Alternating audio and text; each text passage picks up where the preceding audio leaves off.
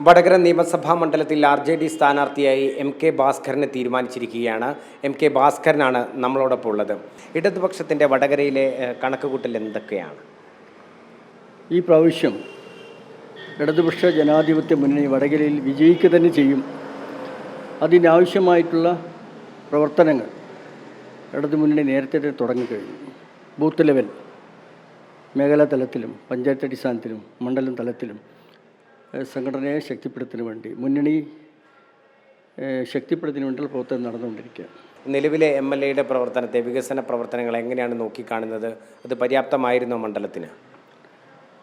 ഒരു MLA എന്ന നിലക്ക് മണ്ഡലത്തിൽ ചെയ്യേണ്ടതായിട്ടുള്ള പ്രവർത്തനങ്ങൾ ശരിയായ രൂപത്തിൽ ചെയ്യാൻ നിലവിലെ MLA കഴിഞ്ഞിട്ടില്ല.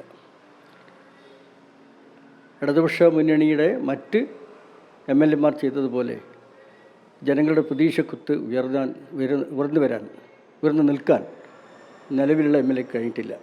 അതാണ് മുന്നണിയുടെ വിലയിരുത്തൽ. ഒപ്പം തന്നെ ഈ ഷാഫി പറമ്പിൽ വലിയ ഭൂരിപക്ഷത്തിൽ വിജയിക്കുന്നൊരു സാഹചര്യം ഉണ്ടാകുന്നു. വടകരയിലെ പാരമ്പര്യ വോട്ടുകൾ അല്ലെങ്കിൽ ഇടതുപക്ഷത്തിൻ്റെ അടിത്തറ എന്ന് പറയുന്ന വോട്ടുകളിൽ വലിയ ക്ഷയം സംഭവിച്ചിരിക്കുന്നു എന്നൊക്കെ പറയുന്നൊരു കാലാവസ്ഥ കൂടെയുണ്ട്. ഇതിനൊക്കെ എങ്ങനെയാണ് വിലയിരുത്തുന്നത്? ഓരോ തെരഞ്ഞെടുപ്പിലും വ്യത്യസ്ത തരത്തിലാണ് വോട്ടർമാർ നോക്കിക്കാണുന്നത്. തദ്ദേശ സ്വയംഭരണ സ്ഥാപനങ്ങളിലേക്കുള്ള തെരഞ്ഞെടുപ്പിൻ്റെ രീതിയിലല്ല അസംബ്ലി തെരഞ്ഞെടുപ്പിനെ കാണുന്നത്. അസംബ്ലി തെരഞ്ഞെടുപ്പിൽ തികച്ചും വ്യത്യസ്തമായാണ് പാർലമെൻറ്റ് തെരഞ്ഞെടുപ്പിനെ കാണുന്നത്. ഓരോന്നും ഓരോ തലത്തിലാണ്. ആ നിലക്കുള്ള വ്യത്യാസം മാത്രമേ ഉള്ളൂ.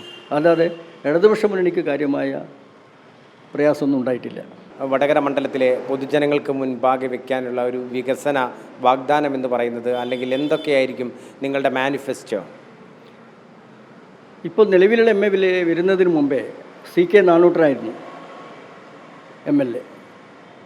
അദ്ദേഹവും ഇടതുപക്ഷ മുന്നണിയും തുടങ്ങിവെച്ച പ്രവർത്തനങ്ങൾ, അതിന് പ്രത്യേകിച്ചൊരു ഗ്യാപ്പ് ഉണ്ടാക്കി വലിയ പ്രവർത്തനം നടത്താൻ നിലവിൽ MLA കഴിഞ്ഞിട്ടില്ല. അപ്പോൾ അത് തുടർന്ന് ഇടതുപക്ഷ മുന്നണി നല്ല പ്രവർത്തനം കാഴ്ചവെക്കുമെന്ന് ഞങ്ങളുടെ വിലയിരുത്തൽ. എന്തായാലും വളരെ ശക്തമായ മത്സരം കാഴ്ചവെക്കാൻ ഇടതുപക്ഷത്തിന് വടകരയിൽ കഴിയട്ടെ. എല്ലാവിധ ആശംസകളും. Thank you.